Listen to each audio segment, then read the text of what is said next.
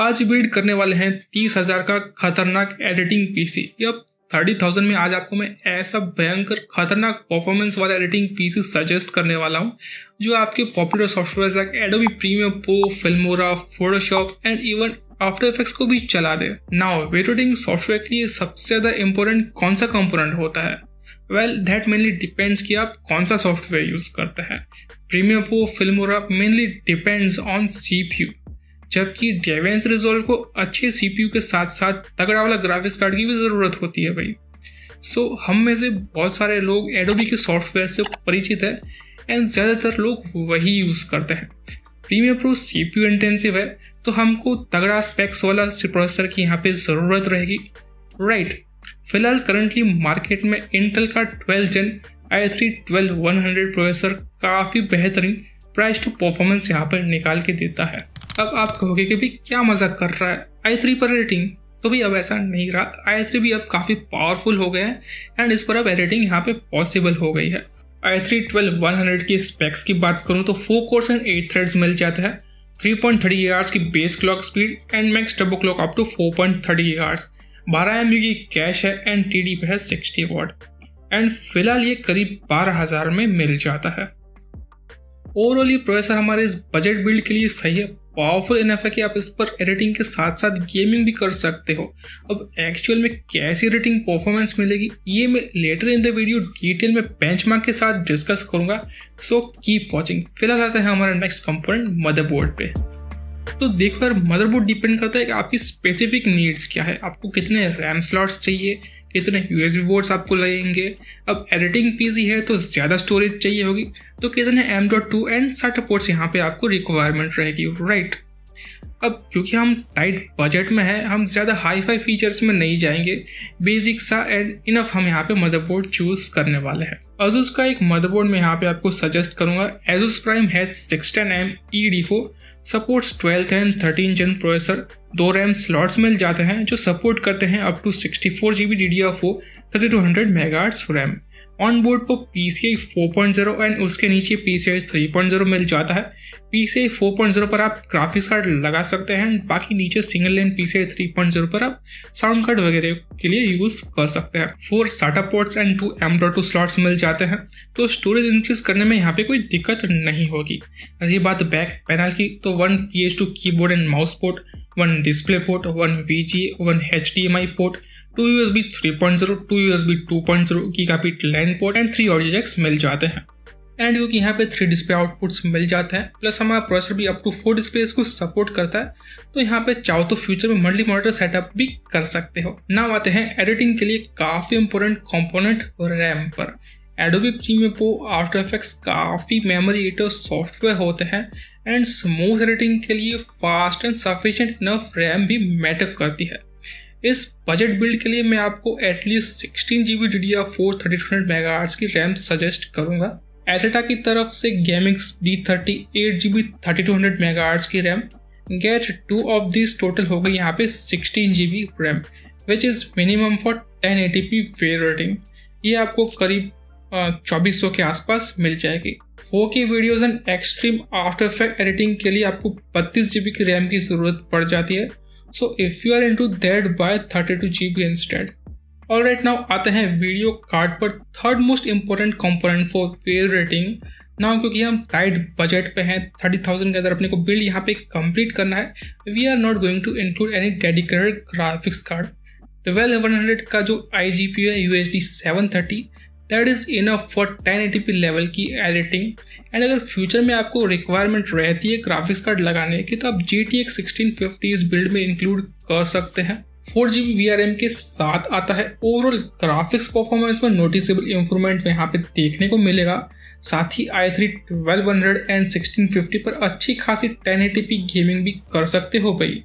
और GPU से जो बूस्ट मिलता है, GPU एक्सेलरेशन एडिटिंग में, वो भी काफ़ी बेनिफिट देगा, ठीक है। अब आते हैं उस कंपोनेंट पर जिस पर आपका OS, editing software and media files रहेगी। अच्छा स्टोरेज वीडियो एडिटर के लिए काफ़ी इंपॉर्टेंट होता है। जब फटाफट फाइल ट्रांसफर होगी तभी ना एडिट करोगे ना, तो अच्छा स्टोरेज है, एक SSD प्लस एक हार्ड डिस्क का कॉम्बो इनिशियली काफ़ी परफेक्ट रहेगा। NVMe SSD will be the perfect choice here. Kingston NV1 500GB की NVMe SSD जो डायरेक्टली आपके मदरबोर्ड के M.2 स्लॉट में इंस्टॉल हो जाती है। Enough space and decent read and write speed है तो कोई दिक्कत यहाँ पे नहीं होगी। प्लस एक हार्ड डिस्क भी लगा दो, 1 TB 2 TB जैसी आपकी रिक्वायरमेंट है, right.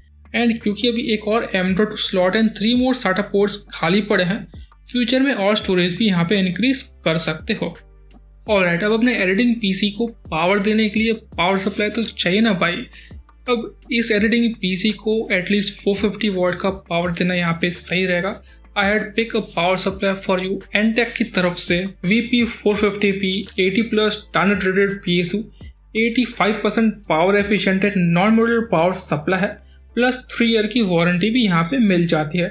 450 vote more than enough है और कभी इच्छा हुई तो अप टू GTX 1660 तक ग्राफिक्स कार्ड यहाँ पे इंस्टॉल कर सकते हो बिना PSU चेंज किए। ठीक है, नाउ आते हैं to the last component cabinet पर।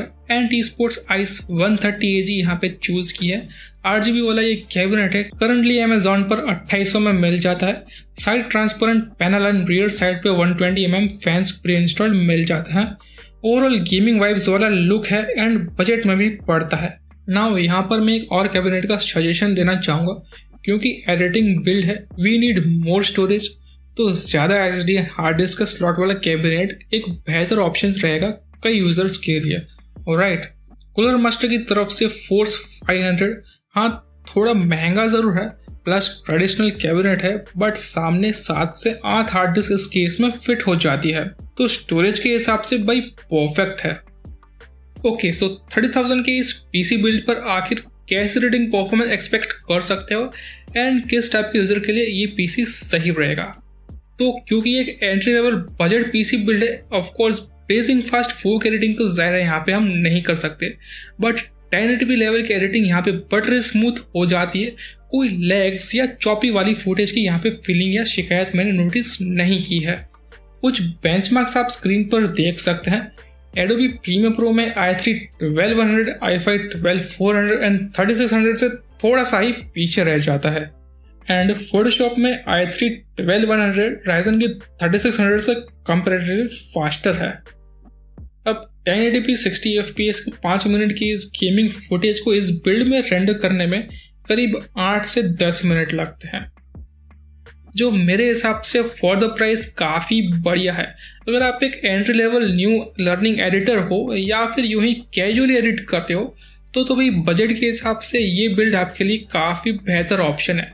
रही बात गेमिंग की, तो 1200 के IG पर यहाँ पे गेमिंग की जा सकती है, फिर चाहे GTA 5 चलानी हो या Valorant इस बिल्ड पर रन हो जाएगी।